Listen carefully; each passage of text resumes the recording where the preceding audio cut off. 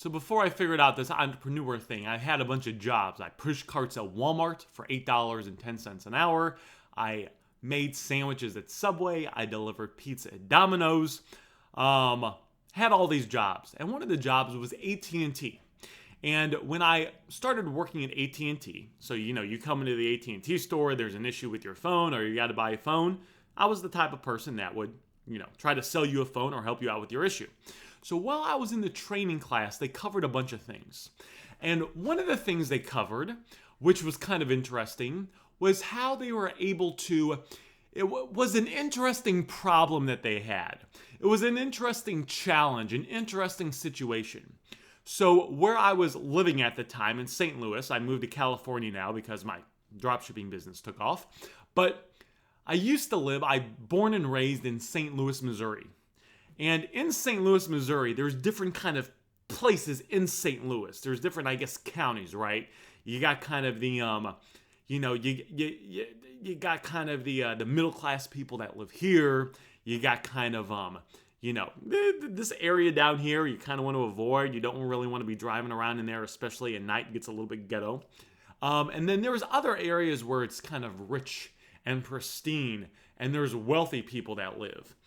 And what happened was, in one of these wealthy communities, and the story I'm going to share with you guys is not going to be, it's the concept's going to be there. I might not tell it 100% correctly, but you'll understand kind of the essence of the story.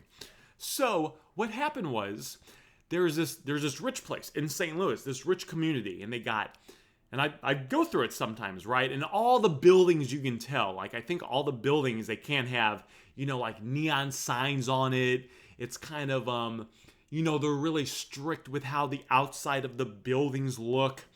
And there's golf. I remember a big golf course, a fancy golf course that you kind of drive by that a lot of homes are around. A lot of big homes. It's kind of where the old money lives.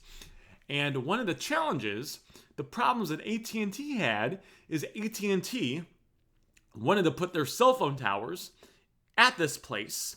So, throughout this community, so they could get cell phone service to the people and sell them service. So they could expand their market, they could expand their company.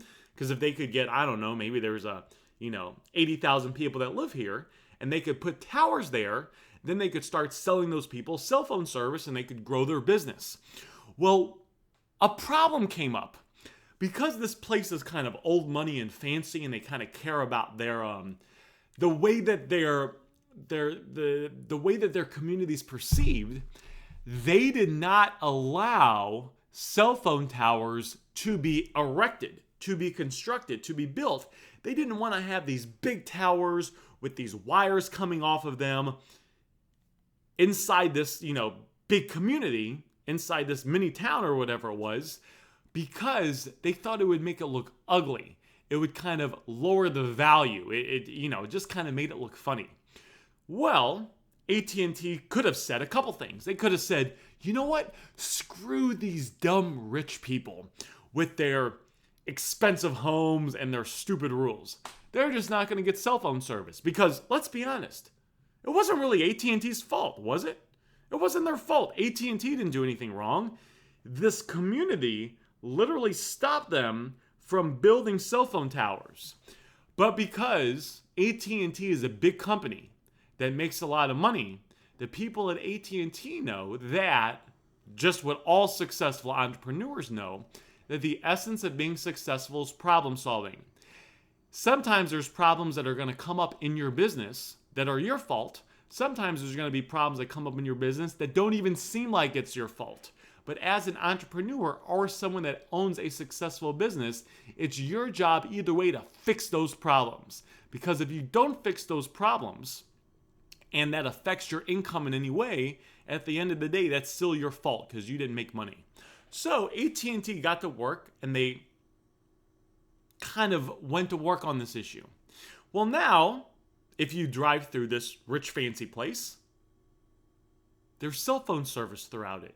People there can get AT&T service, and they've sold a lot of people in that community AT&T service. But they don't have any of these big, ugly cell phone towers. So how do they do this?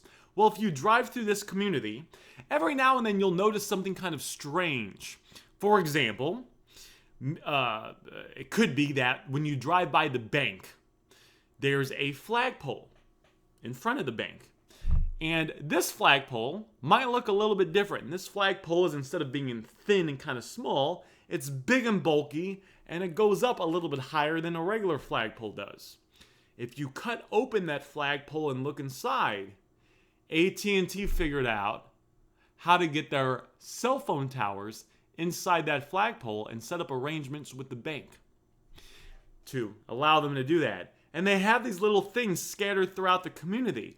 So they were able to get good cell phone service, decent cell phone service inside this community while adhering to the rules, so they could grow their business and make more money. And they were able to solve a problem that really wasn't their problem.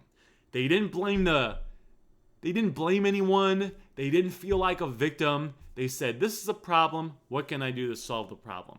The number one secret to being a successful entrepreneur is solving problems. Alex Becker says the essence of being successful is solving problems.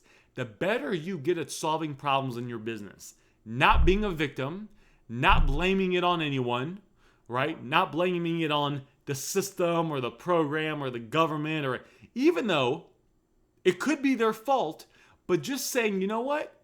Me bitching, me whining, me feeling upset inside myself is not going to help me do anything. It's not going to fix the problem. What can I do to fix this problem? Even though it might not be my fault, even though it might be their fault, what can I do to fix the problem? The better you get at solving problems, the better you get at being able to effectively and quickly solve problems. I think you may find the more money you make and the quicker you are able to grow your business or the multiple businesses you have.